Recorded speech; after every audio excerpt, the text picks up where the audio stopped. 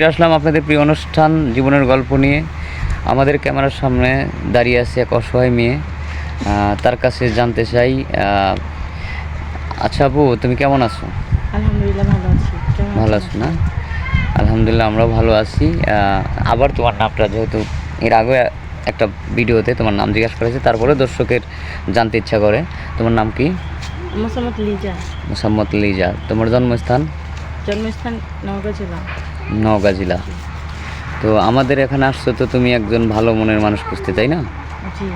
তুমি তো অনেক লম্বা এবং অনেক কিউট, অনেক সুন্দরী একটা মেয়ে। তো তোমার সাথে যাতে পারফেক্ট হয়, কেমন ছেলে তুমি মানে তোমার ইচ্ছা আছে বিয়ে করার জন্য? যেহেতু আমি হাইটে লম্বা, তো আমি এরকম বলবো না, কারণ ইচ্ছে থাকলেও অনেক কিছু অনেক সময় হয় না। আর হচ্ছে জন্ম মৃত্যু বিয়ে আল্লাহ তাআলার হাতে। যদি বিয়ের কথাই বলেন, তাহলে আমার যে হাইটে শর্ট হলে প্রবলেম নেই। যদি বেশি শর্ট তখন একটু খারাপ লাগবে। সেই ক্ষেত্রে পাসপোর্টের উপরে থাকতে হবে। পাসপোর্টের উপরে থাকতে হবে, এটা হচ্ছে তোমার একটা ইচ্ছা বা তোমার একটা স্বপ্ন, যে হয়তো কোনো একজন মানুষ যদি হয়, যে প্রত্যেকটা মানুষের কিন্তু একটা স্বপ্ন থাকে যে আমি এতটুকু লম্বা, আমি এত সুন্দরী একটা মেয়ে, তো একটা সুন্দরী স্মার্ট আমি ছেলে। তো মনে করি না কখনো। মনে করো না? না, তারপর স্বপ্ন থাকে না? তো আচ্ছা, এখন মনে করো যে তুমি তো 5 ফিট 8 ইঞ্চি লম্বা, তাই না? জি হ্যাঁ। তখন দেখা গেলো যে হয়তো যে ছেলে তোমাকে পছন্দ করেছে 5 ফুট 4 ইঞ্চি, মোটা সোটা আছে, কিন্তু বয়স বেশি, 35 থেকে 40, কিন্তু তোমাকে পছন্দ করছে এবং তোমার দায়িত্ব সে নিতে চায়, তোমার কষ্টের কথা শুনে, তোমার জীবনের গল্প শুনে। সেক্ষেত্রে তুমি কি অ্যাকসেপ্ট করবে? জি হ্যাঁ, করবো। করবে। কিন্তু তোমার কাছে মনে হয় যে একটু একটু হাইট হলে ভালো হয়, কিন্তু তারপরে কিছু করার নাই নাকি?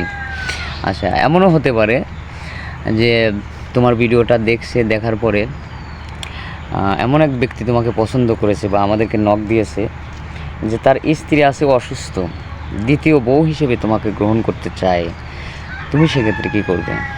তবেও আমার কোনো সমস্যা নেই, কারণ আমার এইটাই কথা যে যে আমাকে বিয়ে করবে সে হবে যথেষ্ট ম্যাচিওর, যে বুঝবে, হোক তার ওয়াইফ আছে বা চলে গেছে, কোনো প্রবলেম নাই, বা বয়সে বেশি।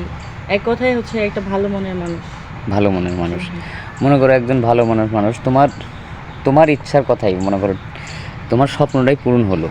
এখন তুমি ওই স্বামীকে নিয়ে কোথায় ঘুরতে যাবে, যে তোমার স্বপ্নের মানুষটি পেয়ে গেলে? আমি বলবো তার ইচ্ছে, কারণ সে আমাকে বিয়ে করবে, দেন সে যদি যেখানে খুশি নিয়ে যেতে চায় আমি যাবো। মানে তোমার কোনো ইচ্ছা নাই? স্বামী যদি ভালোবেসে যে কোনো জায়গায় নিয়ে গেলে তুমি স্বামীর সাথে যাবে?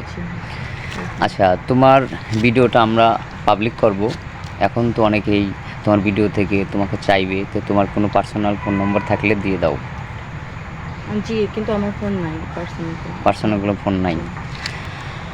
সুপ্রিয় দর্শক, শুনলেন, হ্যাঁ, মেয়েটার পার্সোনাল কোনো ফোন নেই। তার আগের ভিডিওতে তার জীবনের গল্প শুনেছেন। মেয়েটা খুবই অসহায়, বাবা নেই, বাবা রিক্সা চালাতো, কিন্তু রিক্সা চলিয়ে তাদের 3 ভাই বোনকে মানুষ করতো। হঠাৎ করে তার বাবা মারা যায়। মারা যাওয়ার পরে খুবই অসহায় এবং দারিদ্রতার মধ্যে পড়ে, যার কারণে সে পড়ালেখা করতে পারেনি। এসএসসি পাস করেছিল, এখন খুবই কষ্টের মাঝে আছে।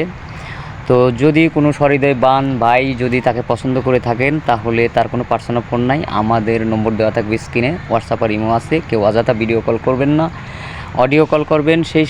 সেই সাথে সবারই শুভকামনা করি। আল্লাহ হাফেজ।